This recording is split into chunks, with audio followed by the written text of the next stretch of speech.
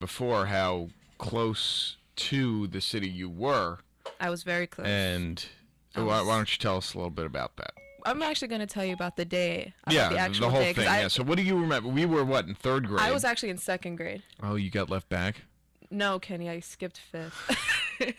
But not the point. I was in second grade, and I remember it was about 8 a.m. Well, obviously, that's when school starts. And if it's September 11th, obviously Labor Day was Labor Day was about 2 weeks before, so it's the beginning of the school year. It was the first day I've ever been in my new school.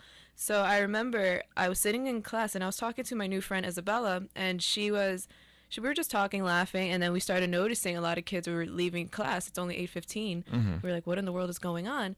So after a while, as a child, like, I remember I was getting so jealous. I was like, oh my God, I want to leave school early. Like, why can't I leave school early? Like, it's such an innocent thought, and Yep. it's so I was selfish. with you in that thought.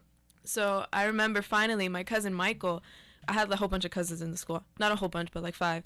So Michael comes to get me. He was a 5th grader. And I remember he was just like, hurry up and get your things. We have to go. And he seemed really serious about it, which, considering he was only in 5th grade, I guess, showed That's as his serious as maturity they at get. the age. Yeah. So I remember, for some reason, this is like the one distinct thing I remember is that I forgot my Madeline lunchbox in my classroom. Nice, So Spring. I know. I didn't know what was going on. So I had told, no, Michael, like, I need to get my Madeline lunchbox. And he was so angry. He was like, just Well, go I get the don't lunchbox. blame him. I I know would've been something angry. something so small, an event so big, and it's weird. So finally, when I made it to my grandmother's house, she lived across the street in 138th Street.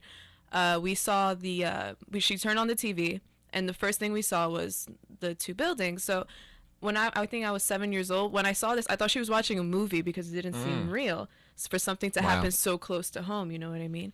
And then I remember we were all crying, like they were crying, but I feel like I wasn't able to process what exactly was Right, going you on. were so young. I there was really no thought way. it was probably a movie, and then when I found out later, my mom had to walk all the way from 42nd Street to 138th Street, which is a good few miles. Yeah. I don't think we've ever been so scared in my life. And on top of that, my aunt actually worked 2 blocks down from the World Trade Center, and at the time, I think my uncles just missed it because they delivered bread that morning to the building. So Wow. it was a pretty emotional day that day.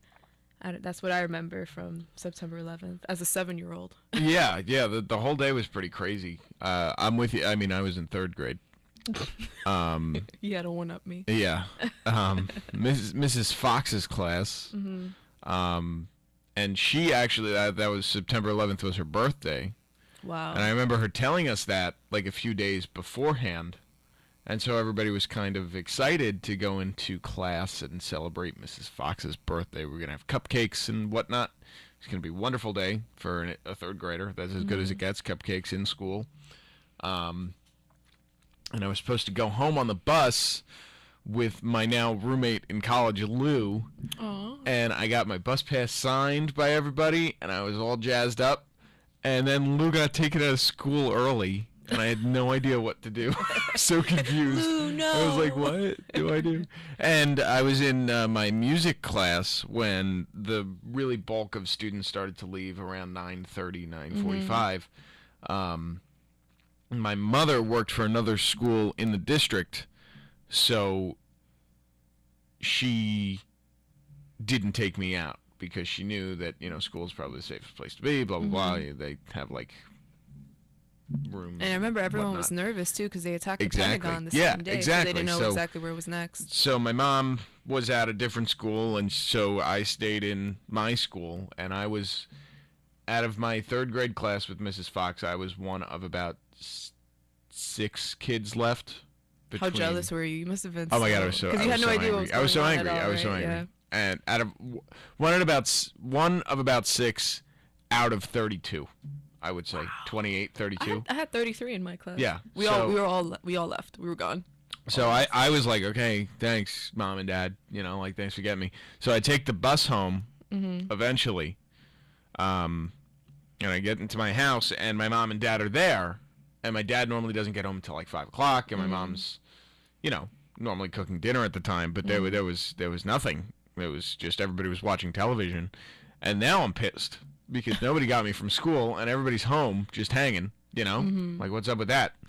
And so I walk in the door, and my initial reaction is, all right, it's like time for SpongeBob, because it was 4 o'clock. I mean, it's SpongeBob time. Uh-huh. So I go up to the television and I'm ready to go, right? I'm ready to watch some Sponge. And my parents are like, they're very serious and adamant that I'm not allowed to change channel. Mm-hmm. And I'm getting angry about it because all I want to do right now Is watch is SpongeBob. relax from a nice hard day of school by watching some SpongeBob. And I we were watching the news for a while. And just the picture, they all, you're right, they all looked like a movie scene. It did not look real. And then my parents tried to explain it to me, and I didn't really get it. I didn't really get it until my Uncle Mike finally called to say that he was all right. He worked just a building over from the Empire State Building.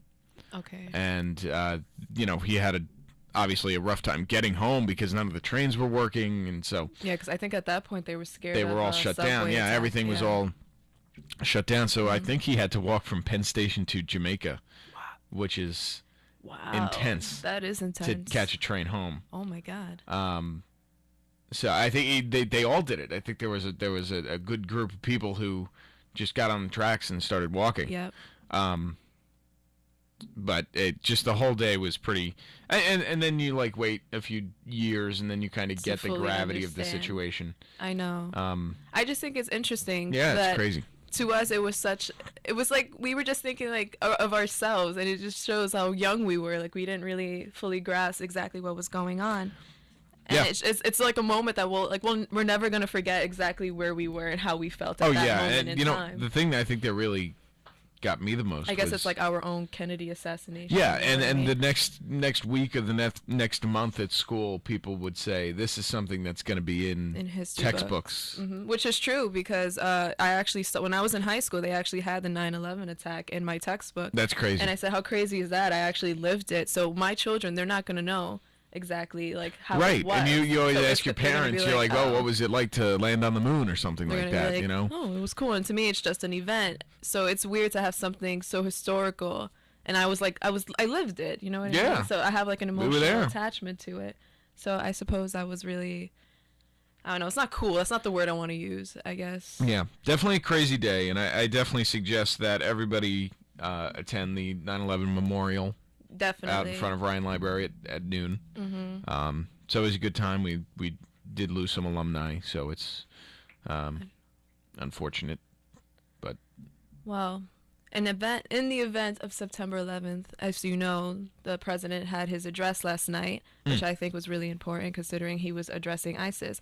Now, I do not know much about ISIS, but I'm pretty sure Kenneth would know more about it. I So do. would you like I to do. shed Let me some light on ISIS formulate. really quick? Let me formulate myself. Okay. How's that? Because I know, as of right now, ISIS is definitely a larger threat than Al Qaeda was. Because I know it's a splinter from it, right? Yes. So Exactly. so how about we take a quick break Okay. and when we come back, and I'm going to show you two things. Oh, he has two things. I'm All going to right. show you this new app, and I'm going to show you some ISIS. All right. Well, I'm going to play a little Aerosmith. I don't want to miss a thing. I know it's a very sad song, but I feel like it's appropriate.